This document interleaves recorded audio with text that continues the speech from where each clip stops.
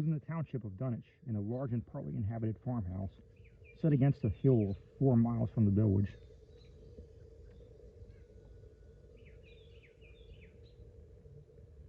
And a mile and a half away from any other dwelling, that Wilbur Whatley was born at 5 a.m. on Sunday, the 2nd February, 1913. This date was recalled because it was Candlemas, which people in Dunwich curiously observe under another name. And because the noises in the hill had sounded,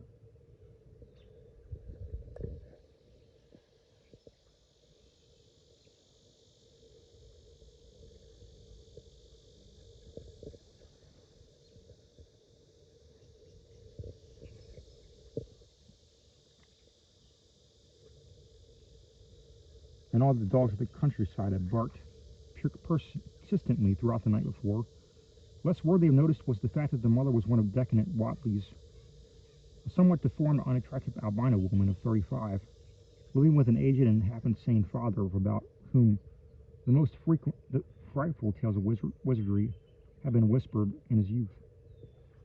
Lavinia Whatley had no known husband, but according to the custom of the region, made no attempt to disavow the child, concerning the other side of whose ancestry the country folk might and did speculate as wide as they choose. On the contrary, she seemed strangely proud of the dark, goatish-looking infant who formed such a contrast to her own sickly, pink-eyed albinism, and was heard to mutter many curious prophecies about its usual powers and tremendous future. Lavinia was one who would be apt to mutter such things, for she was a lone creature given to wandering amidst thunderstorms in the hills, and trying to read the great odorous books which her father had inherited through 2 centuries of Whatleys, and which were fast falling to pieces with age and wormholes. She had never been to school, but was filled with disjointed scraps of ancient lore an old Whatley taught her. The remote farmhouse had always been feared because of old Whatley's reputation for black magic, and the unexplained death by violence of Mrs. Whatley when Lavinia was 12 years old had not helped to make the place popular.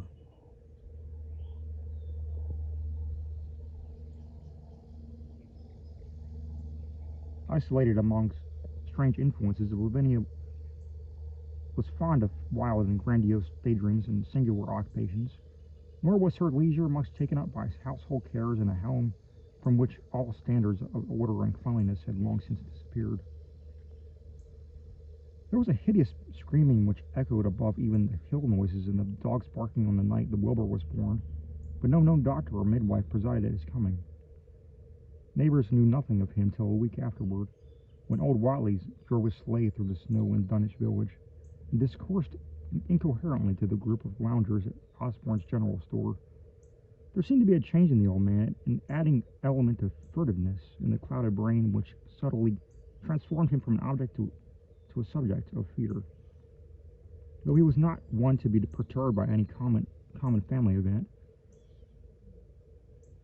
amidst it all he showed some trace of the pride later he noticed in his daughter, and what he said of the child's paternity was remembered by many of his hearers years after. "I don't care what folks think. If Lavinia's boy looked like his pa, he wouldn't look like nothing you'd expect. You needn't think that only folks hears about. Lavinia's read some and had seen some things of the most you can only tell about. I calculate her man is about as good a husband as can find this side of Aylesbury, and if you knowed as much about the hills as I do, you wouldn't as no better in church wedding or hearing. Let me tell you something. Someday your folks will hear a child of Lavinia's a calling its father's name on the top of Sandal Hill." The only persons who saw Wilbur during the first month of his life were old Zachariah Whatley of the undecayed Whatleys and Earl Sawyer's common-law wife, Mamie Bishop. Mamie's visit was frankly one of curiosity, and her subsequent tales did justice with observations. But Zachariah came to lead a pair of ordinary cows, which old Whatley had bought of his son Curtis. This marked the beginning of a course of cattle buying on the part of small Wilbur's family, which ended only in 1928, when the Dunwich Horror came and went. Yet at no time did the ramshackle Whatley barn seem overcrowded with livestock. There came a period when people were curious enough to steal up and count the herd that grazed precariously on the steep hillside above the old farmhouse, and they could never find more than 10 or 12 anemic, bloodless-looking specimens. Evidently some blight or distemper, perhaps sprung from the unwholesome pasturage or diseased fungi or timbers of the filthy barn, caused the heavy mortality among the wildly animals.